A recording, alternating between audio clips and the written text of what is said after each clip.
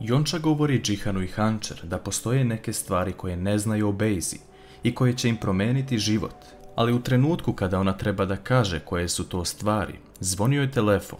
Naime, Nusret zove Jonču i govori joj stvari koje mora da uradi kako bi uopšte ostala u životu.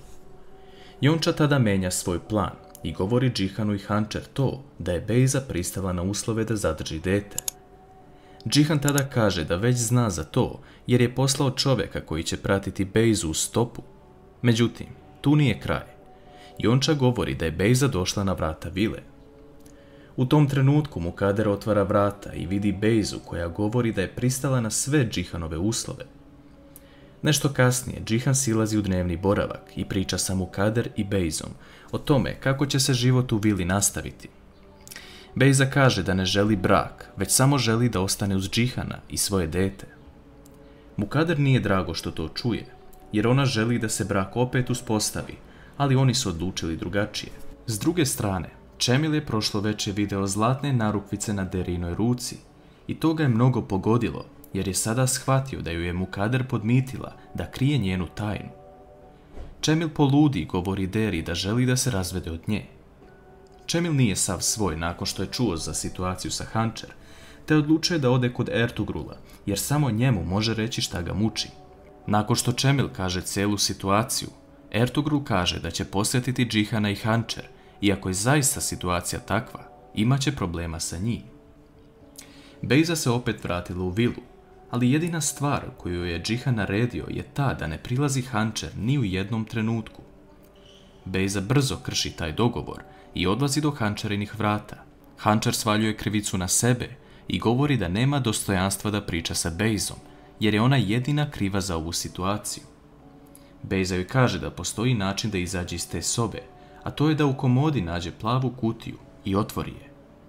Hančer to uradi, ali u kutiji se nalazi pištolj. Bejza joj kaže da taj pištolj uperi u Džihana, jer u njemu nema metaka, ali Džihan to ne zna. U međuvremenu, Džihan priča sa Sinem o njenoj odluci, jer misli da će otići od njih.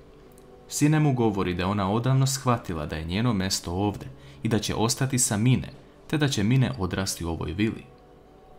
Nakon toga, Melih izlazi sa koferom napolje i priča sa Sinem. Vidimo koliko je Sinem zapravo stalo do Meliha, ali ona to ne sme da kaže. Melih joj govori da je njegovo mesto na moru i da je svoj život zakopao u prošlost, te da je ovo jedini izlaz. On se pozdravlja sa svima i odlazi iz vile. Uveče, na vratima vile Deviroglu se pojavljuje Ertugrul, koji želi da posjeti Hančer. Džihan to prvo ne dozvoljava, ali na Ertugrulovu inicijativu Džihan ga odvodi u sobu. Hančer se obraduje što vidi Ertugrula i njih dvoje pričaju sami. On je pita da li ona voli Džihana i želi da ostane ovdje, a njen odgovor je da ga voli i da želi da ostane ovdje, ali mozak joj govori da to nije u redu, jer je njegova bivša žena trudna i živi pod istim krovom sa njima. Nakon toga Ertugrul izlazi napolje i besan je na Džihana što je ovo uradio, te mu govori da oslobodi devojku iz sobe i pusti je da radi šta želi sa svog života. Džihan je jako besan i ulazi u Hančarinu sobu i viče na nju zašto je rekla Ertugrulu da mrzi svog muža.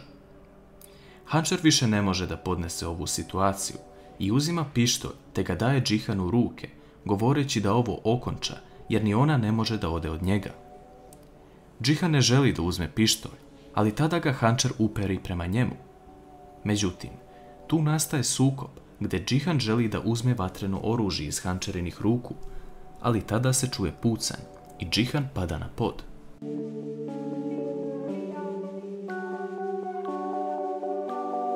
Džihan je upucan u stomak, a Hančar plače i moli ga da se probudi. Svi ukućani čuju pucanj i odlaze na sprat, ali tamo zatiču strašan prizor.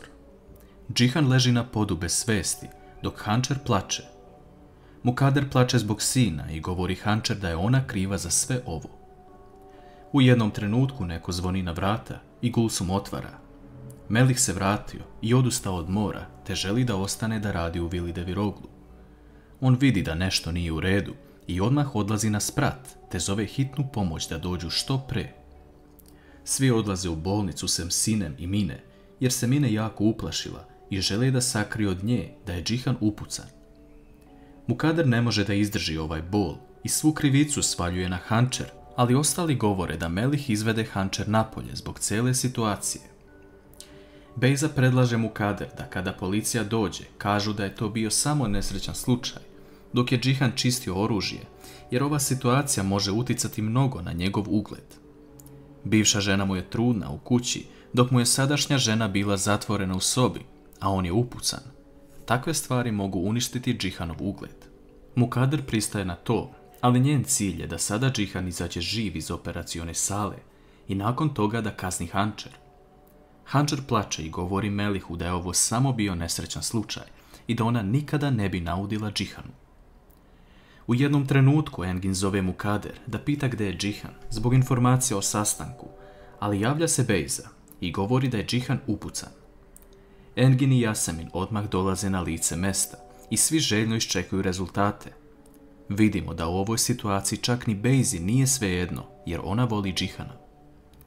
S druge strane, Čemil spava u svojoj prodavnici, jer ne može da oprosti Deriji ovo što je uradila.